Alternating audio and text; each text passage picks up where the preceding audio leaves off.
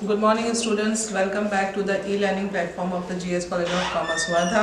I am Humaira काजी। आज हम देखने वाले हैं मांग विश्लेषण।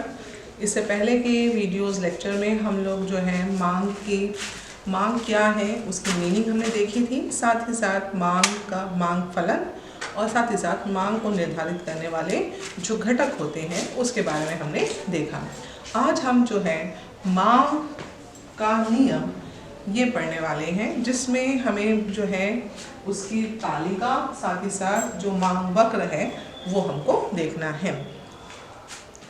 तो बेसिकली मांग का नियम जो है वो क्या कहता है। मांग का नियम जो है वो बेसिकली मांग और वस्तु के मूल्य इनके बीच में एक विपरीत रिलेशनशिप, जिसे हम इनवर्स रिलेशनशिप कहते हैं, उसको दर्शाता है।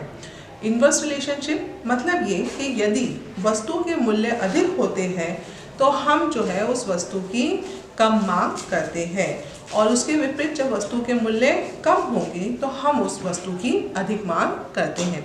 यही जो चीज़ है इसी को हम मांग का नियम कहते हैं।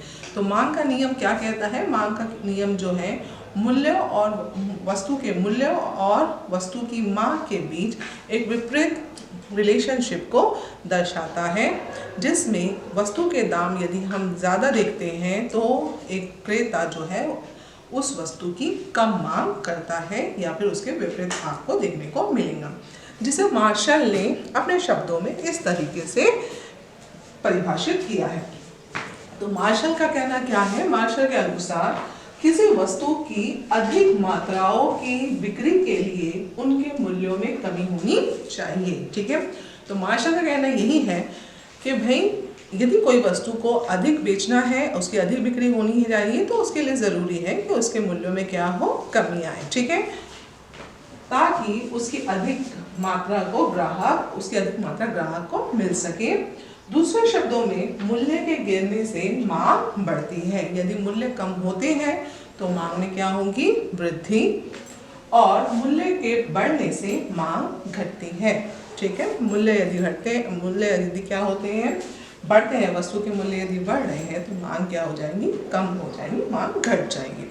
अब इसी चीज़ को हम जो है इस शेड्यूल के माध्यम से, इस तालिका के माध्यम से बता रहे हैं, जिसमें हमने एग्जाम्पल लिया है संतरे की कीमत। ठीक है, संतरे को एक डजन संतरा जो है 12 संतरे की कीमत हम जो है यहाँ पर देख रहे हैं, जो कि किस में दी हुई है? रुपीस में।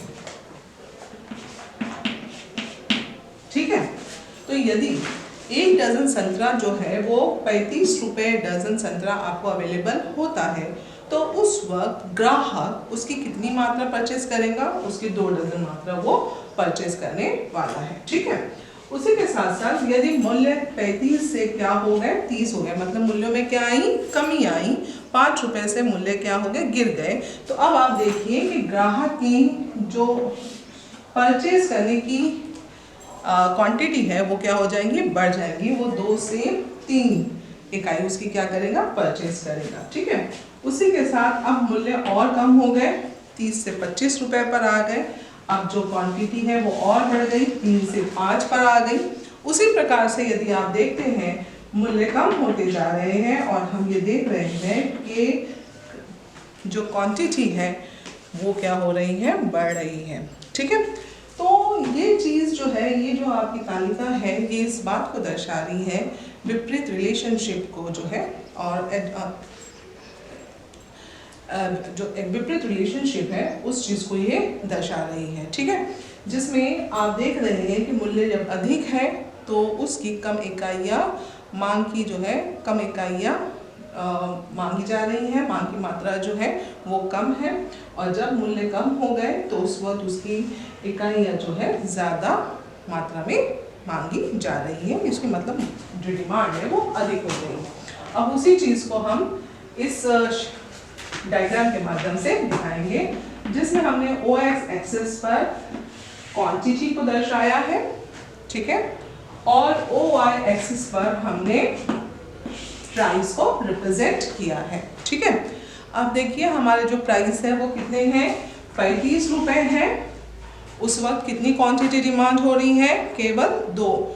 2 डजन क्वांटिटी डिमांड हो रही है। तो ये जो है हमारा 35 और यहाँ से हमने इसको प्लॉट किया किस पर, 2 पर, ठीक है।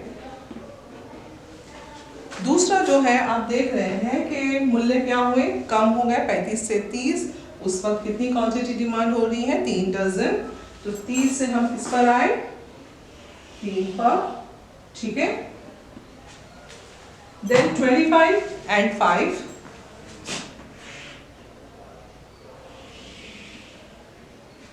ओके।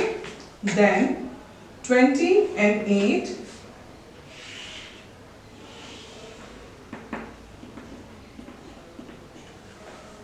then 15 and 12,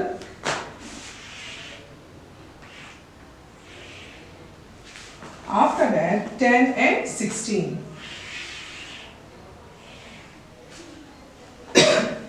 तो we will get the certain points, हमको कुछ points मिल रहे हैं। अब यही points को हम जो है ज्वाइन करेंगे तो हमें जो है एक वक्र मिलेगा जिसे हम क्या कहेंगे, मांग वक्र कहेंगे, जो कि किस बात को दर्शा रहा है, नेगेटिव स्लोप जिसका है, ठीक है। नेगेटिव स्लोप है और ये नेगेटिव स्लोप जो है एडवर्स रिलेशनशिप को रिप्रेजेंट कर रहा है। मांग और वस्तु की क्वांटिटी और मूल्यों के बीच में जो रिलेशनशिप है वो आपको विपरीत दिख रही है। और ये जो है हमारा वक्र बन रहा है, और ये वक्र हमारा कौन सा वक्र है, डीटी वक्र है, डिमांड वक्र है, जो कि मांग का वक्र है, ठीक है। तो हमने जो है क्या देखा, हमने ये देखा कि भाई वस्तु के मूल्य जब अधिक होते हैं तो उस वस्तु की मांग क्या होती है, कम, और जब वस्तु के मूल्य कम रहते हैं तो उस चीज़ की उस वस्तु की मांग क्या होती है, अधिक होती है। और इसी चीज़ को हमने इस शेड्यूल के माध्यम से दिखाया और उसी चीज़ को हम डायग्राम के माध्यम से दिखा रहे हैं। और हमको जो एक वक्र मिल रहा है जिसे हम डीडी वक्र कह रहे हैं या फिर हमारा डिमांड वक्र कह रहे हैं, मांग वक्र कह रहे हैं, जो कि नेगेटिव स्लोप रखता है, ठीक है। इसके आप जो मांग का नियम है, मांग के नियम के कुछ एक्सेप्शंस हैं और साथ ही साथ कुछ अजम्पशंस हैं।